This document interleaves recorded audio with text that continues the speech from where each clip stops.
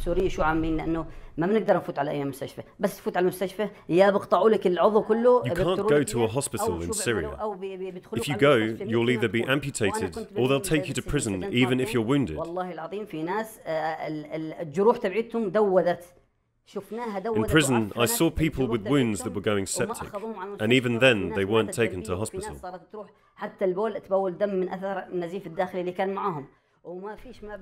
The man telling his story has fled to Jordan. It is February 2012, the Syrian conflict is already in its second year, and healthcare has been turned into a weapon of war. Hospitals are targeted by government forces, doctors are tortured or imprisoned, wounded and abused. For MSF, denouncing the situation is simply not enough. Action must be taken. A team crosses over the border and sets up in the north of the country, not far from the front line. They find an empty building and turn it into a surgical unit. En 3 jours, on était capable de transformer cette maison en un hôpital avec In 3 days, we managed to turn this house into a hospital with around 15 beds, an intensive care unit with 3 or 4 beds, a resuscitation room, a recovery room, an operating theatre, a small laboratory and a sterilisation room. And I remember the first patient started to arrive on June the 22nd.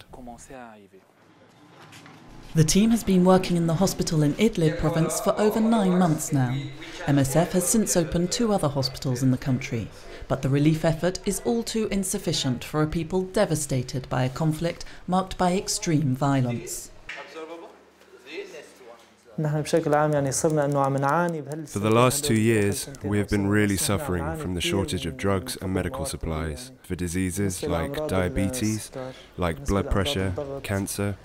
There are more heart attacks too.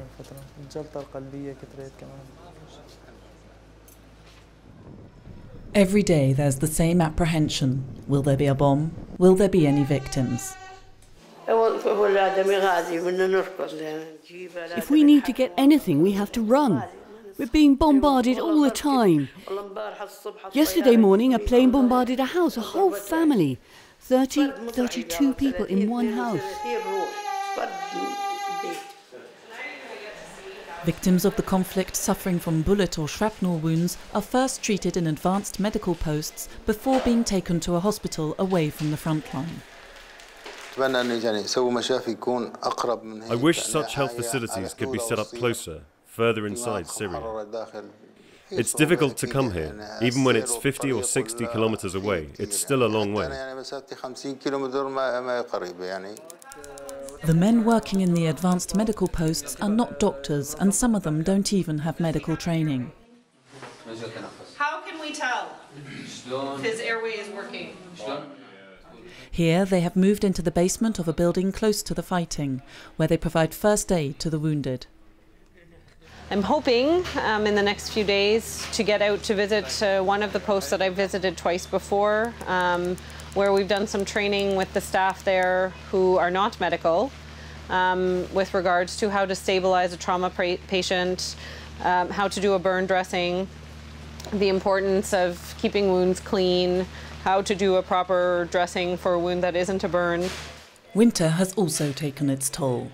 The cold forces Syrians to warm themselves with whatever they can find.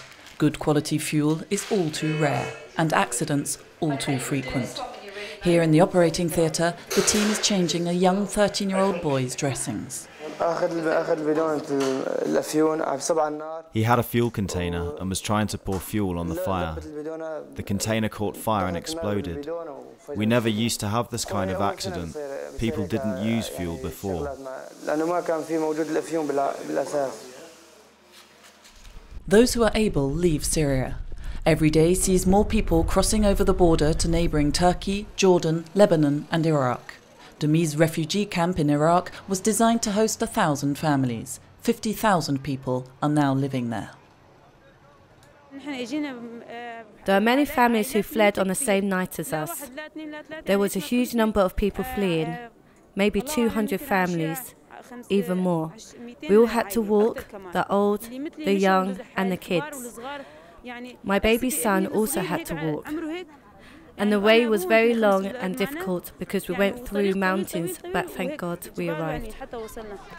According to the United Nations, in all there are nearly 1 million Syrian refugees. They are living in precarious conditions with no idea of when they'll be able to go home. Those who haven't left their country live with the same fear of what lies ahead. All are in need of help and medical care. Those people are in need. Those people are dying for simple medications. There's people are dying because there is nobody doing any surgical intervention. There's people that are dying because of chronic disease. There's people will die because of the epidemics. They are dying for no reason. For no reason.